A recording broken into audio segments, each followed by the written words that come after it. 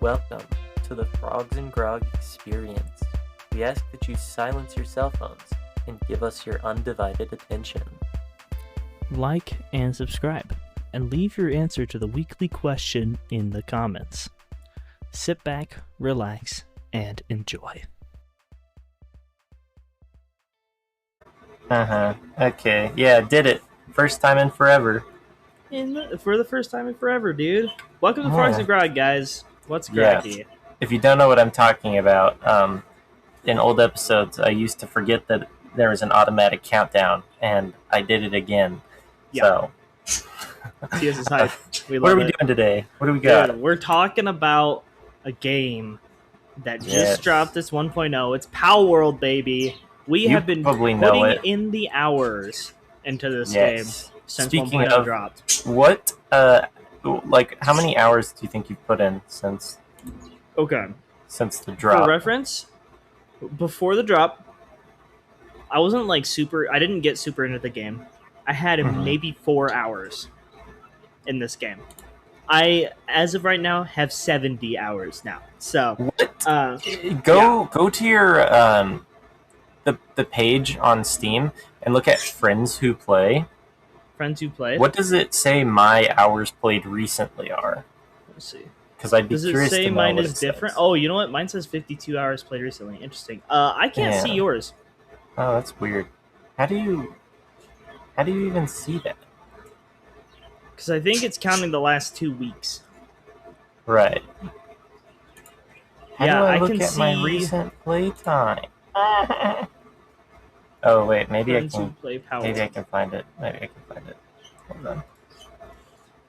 But yeah. So anyways, I guess I've in the last 2 weeks I put 52 hours into it. It's great.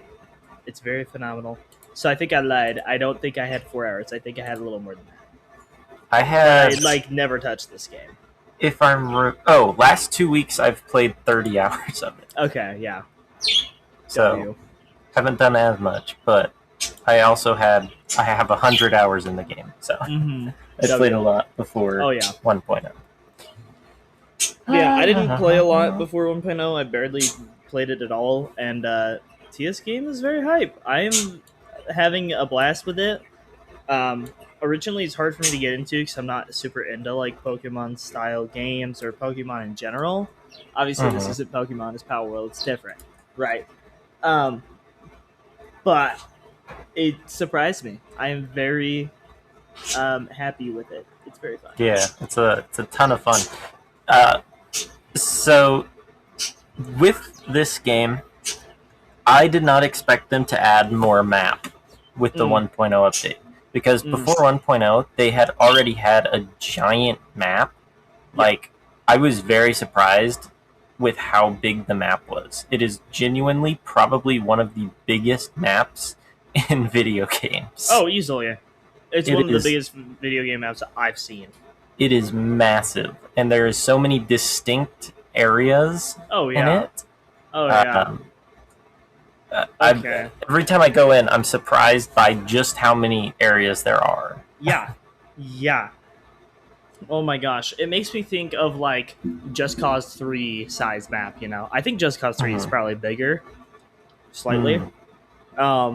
Maybe not slightly. Maybe a lot bigger. But that's the only comparison I can think of. I will look up a map comparison. Let's see. Ew, I'm not using Microsoft Edge for this. I'm not edging that. Okay. It's far smaller than games like Skyrim, Breath of the Wild, or GTA 6, but it is roughly 16 to 20 kilometers. Oh, okay. Never mind. Holy crap, Skyrim's Just Cause 3 is 37. way bigger. Breath of the Wild is 84, and then GTA 6 has a rumored 152. But that's AI overview. Oh, yeah. So the AI overview, is this in kilometers? Yes. Okay, yeah, no. Just Cause 3 dwarfs all of those massively. Really? Never mind. It feels so much smaller because you're using vehicles. Just Cause 3 has roughly 1,036 square kilometers. Okay. Interesting. It drastically dwarfs all of those.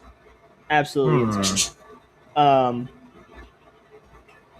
Of course, that's according to AI overview. You know, Right. it could Well, just BS AI overview.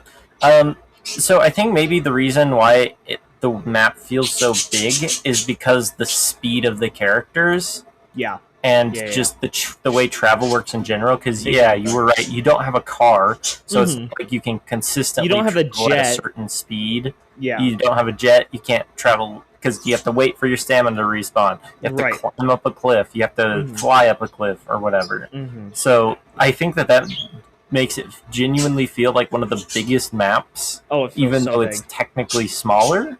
hmm But Another Yeah. thing that makes this map feel big is just how detailed it is and how many little Right. secrets and places to explore there are. That's another thing that makes it feel way bigger. It's because mhm, there's stuff to do. You know, you can have a big empty area and it'll feel big, but it doesn't feel as big as it doesn't feel something full of that's- life. exactly. It's not full of stuff. There's a lot of verticality to this map too, which Right. makes it fun. I love the dungeons, dude. Dungeons are freaking sweet. I'm pretty sure that was in like beta or whatever it was, Yes. alpha.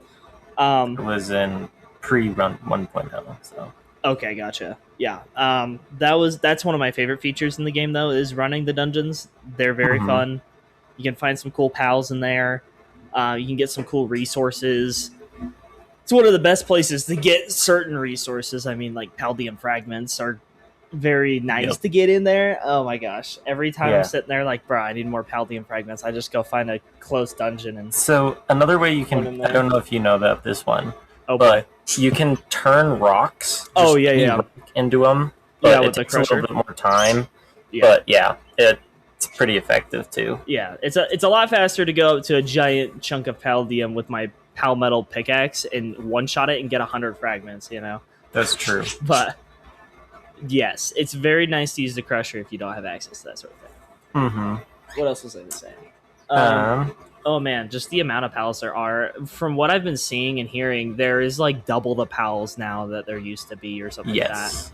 There Oh my is a gosh. lot of pals. I think the 1.0 added 70-ish pals. That's insane. So I think it went from like 190 to like 260 or something. I don't Really? remember Insane. the exact number, but How many?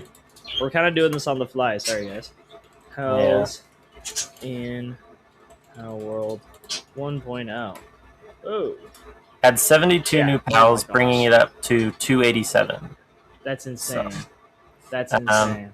They've also added the World Tree, which I haven't been to yet. I I haven't actually been there. haven't been to a lot of places still. I've got a lot more playing to do. Yeah, same. Um, Oh my goodness. I don't think I've caught nearly all of the new pals, like Oh yeah. all. Oh yeah. They revamped the world, so ancient runes have been added across the world, explored through mini games. You can earn a bunch of stuff. Those are pretty cool. They're like tiny. Those birds are not very happy right now. I was gonna say, Don't know why. yeah, they're being pretty nasty. They're geeking out. Straight up, dude. But yeah, the watchtowers are pretty cool. Oh yeah, watchtowers are the- sweet. The new small islands. There's a lot of them. Oh yeah, the little cool. islets. Yeah, yeah. I think the biggest problem I have with them is they have like one boss on them, and then there's nothing else. Yeah, it's like a boss and like maybe an effigy or two, and then some loot. Right. There's some cool stuff though on them, like schematics that you can find that are unique Yeah. to that area. That's true. That's usually about it. Or they'll have unique pals to that area that you'll want to go catch. Mhm. That I haven't seen anywhere else. Like I think the Scorched Islet or something like that. It's this little one up north. That one is the only spot I found the Blazamuts. Mm.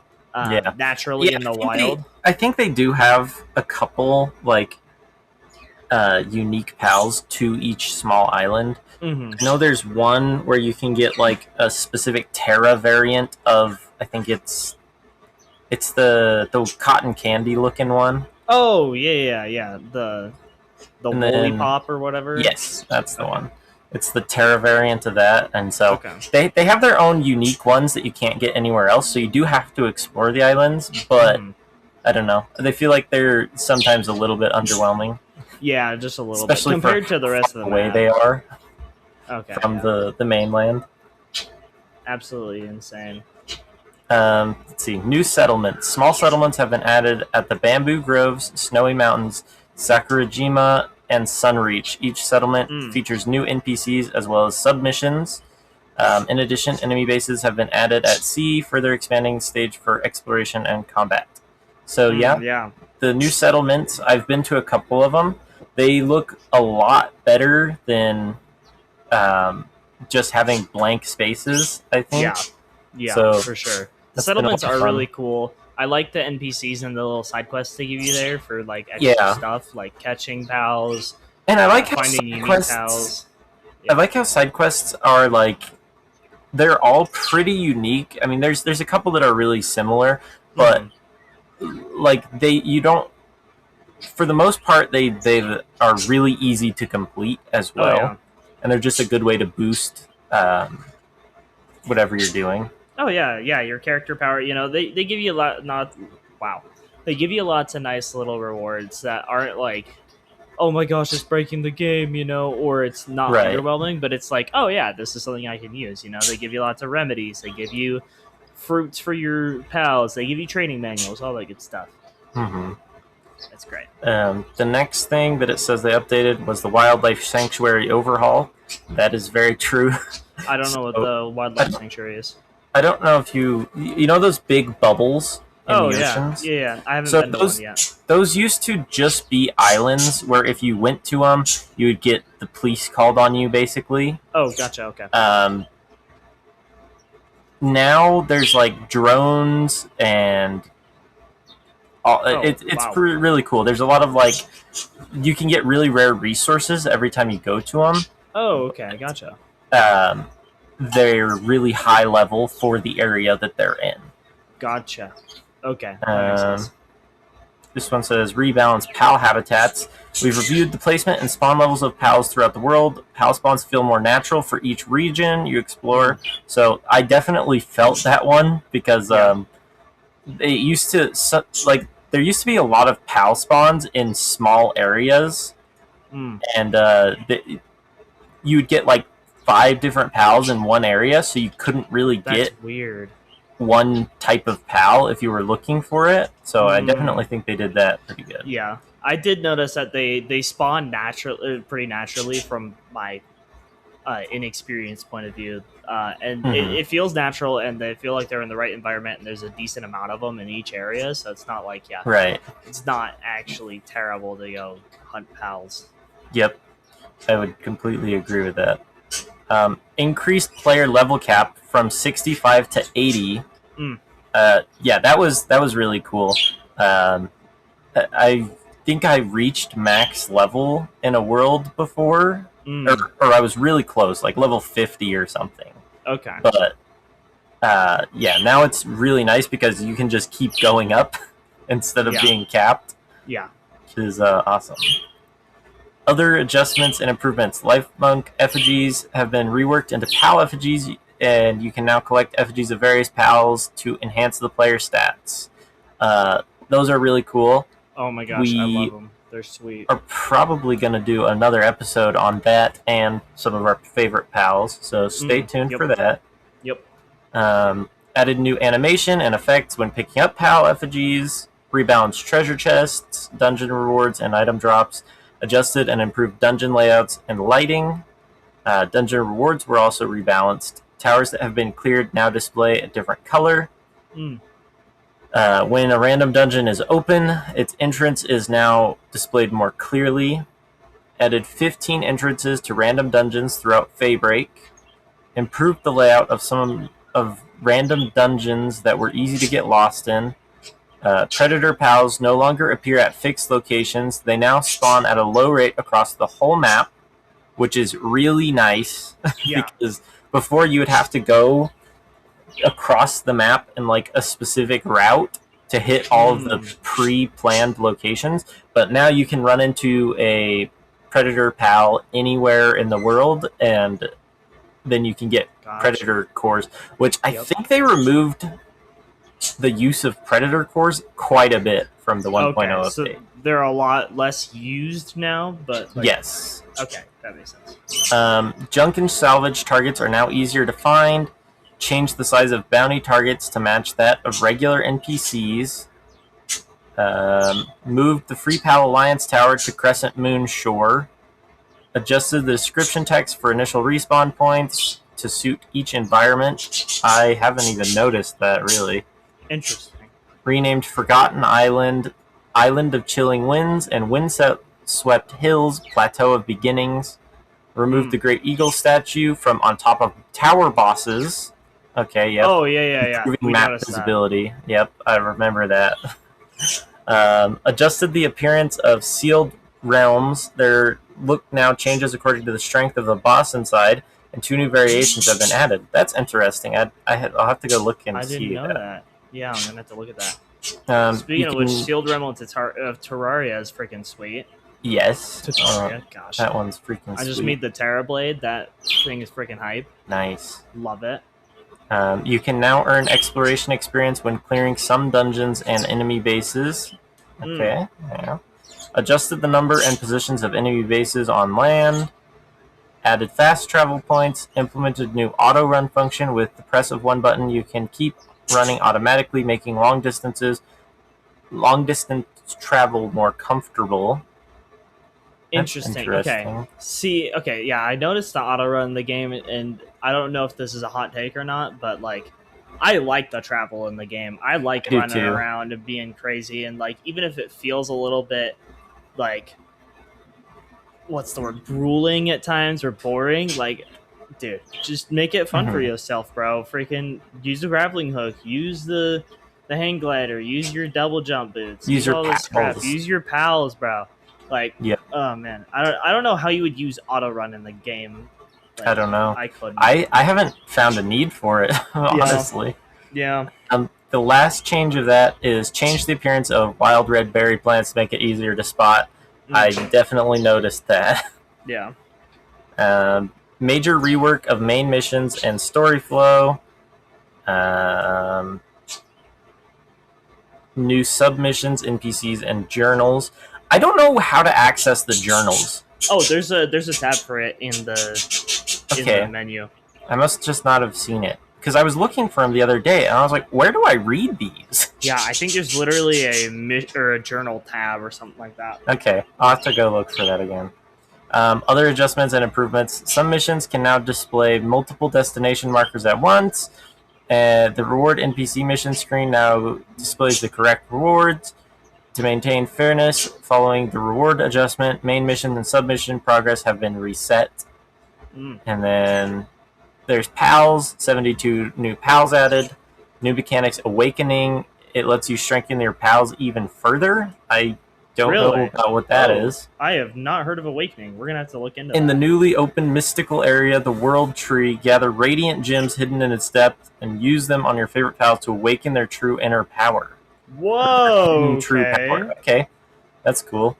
New mechanic mutation. New mechanic where breeding has a low chance of producing a pal stronger than the normal breeding result.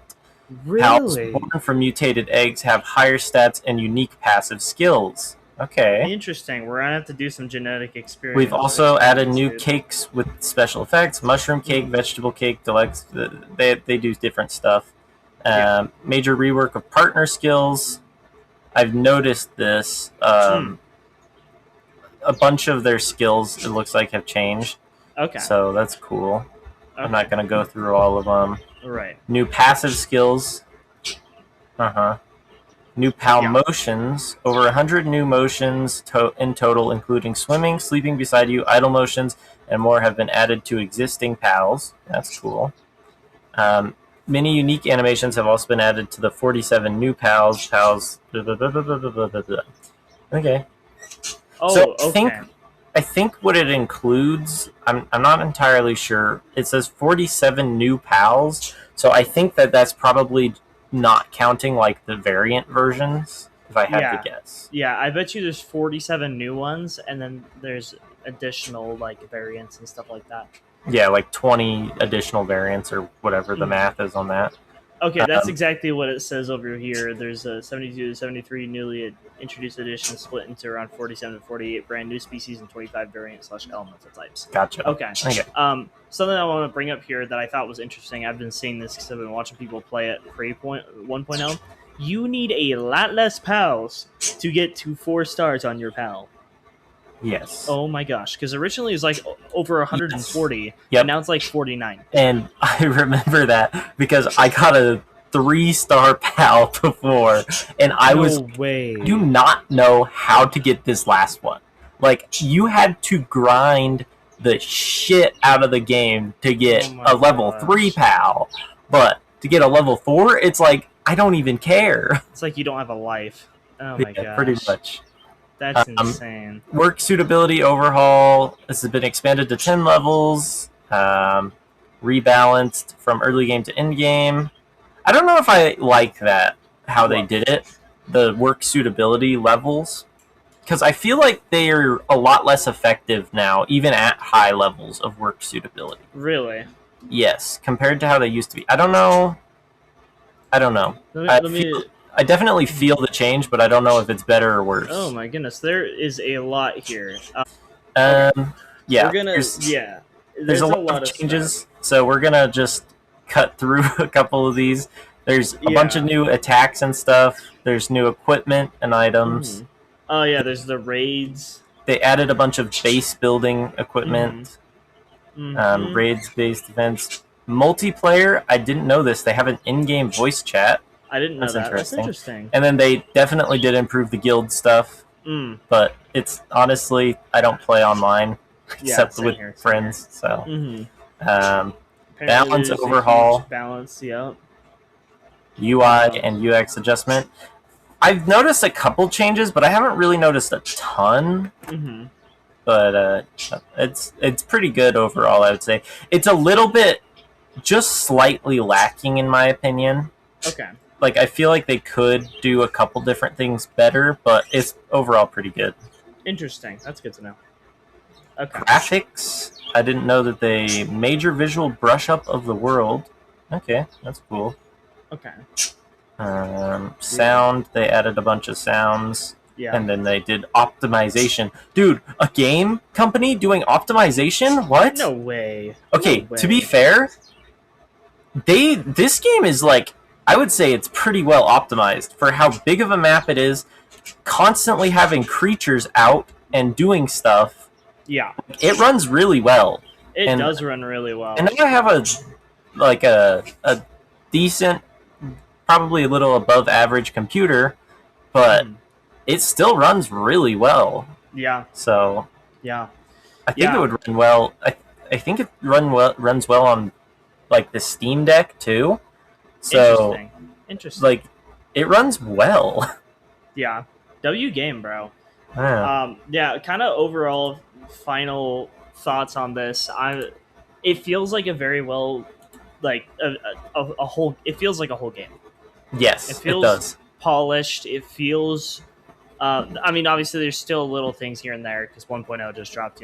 There's definitely little things, but like overall, it feels like there is a very clear path of progression. It's not like I've never been, or there's only been like 1 or 2 times where I've been lost on where to find something. Nightstar Sand, you know who you are.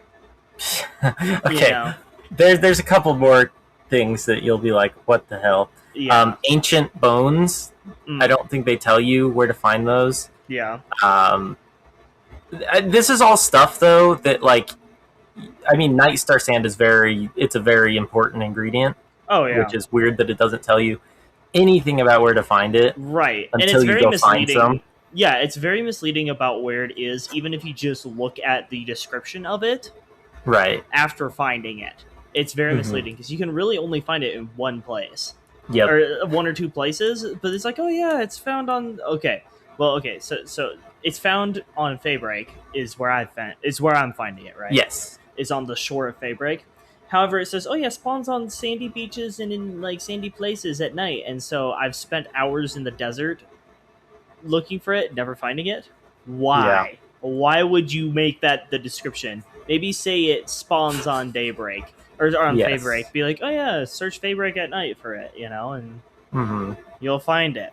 But Or they could oh even my do gosh. something a little more like found at a magical place at night Right, there on you go. sandy beaches or something. Something like that. Just Or to kind of like nod toward Favorite. But yeah.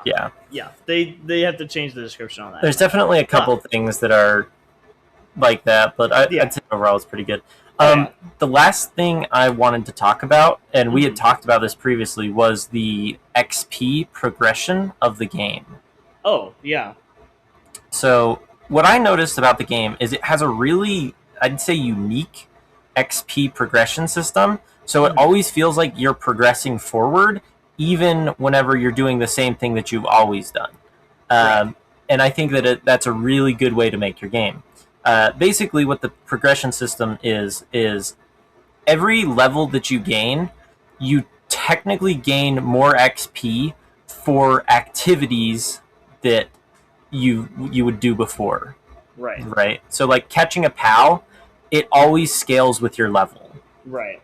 It might scale like slightly less, but that doesn't matter because you can still catch a POW to level up. You can still catch POWs to level up. Right, exactly. I'm like at level 55. I'm now catching POWs, and it's giving me like 9,000 XP. Whereas before, it's giving you like 100. At like level 1 or whatever. And so that scales. Thank goodness. It's not necessarily how much XP you're getting; it's what you're doing to gain XP that really matters when you're leveling up. And I think that's super cool. And the thing that makes it harder is finding unique POWs to catch, and then once you get to higher level, yeah, and being harder to catch and stuff like that. Mm-hmm. Yeah, I think it's a pretty good system. It's pretty cool. It really keeps me engaged personally. I agree. Because it's not like, oh, you can, if you catch a bunch of POWs, but you forgot to catch ones at the start of the game, then you can't go back because they're pretty, like they'll give you 1 XP to level up. Right. I know a lot of games suffer with that. Mm-hmm. Looking at you, Pokemon. Crazy. But yeah, so with this one, it's like you can go back to the beginning areas, and if you have a bunch of POWs that you haven't caught yet, you can still catch them, and then they'll give you enough XP to keep leveling up. Right. Even though you're still just catching the small baby POWs. Right, yeah. You might be catching a level 3 Tiefin at level 40, but it's still giving you like 6,000 XP, Mm-hmm. Yeah, so that's the last thing I wanted to bring up. Yeah.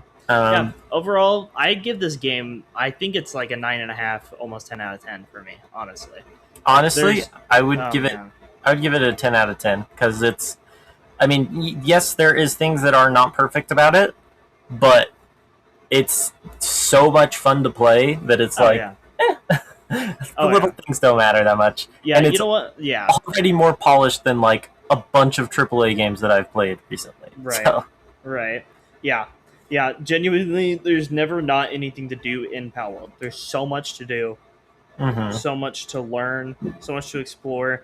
Every run can be slightly different depending on where you put your base, what kind of pals you're catching, and how you set everything up.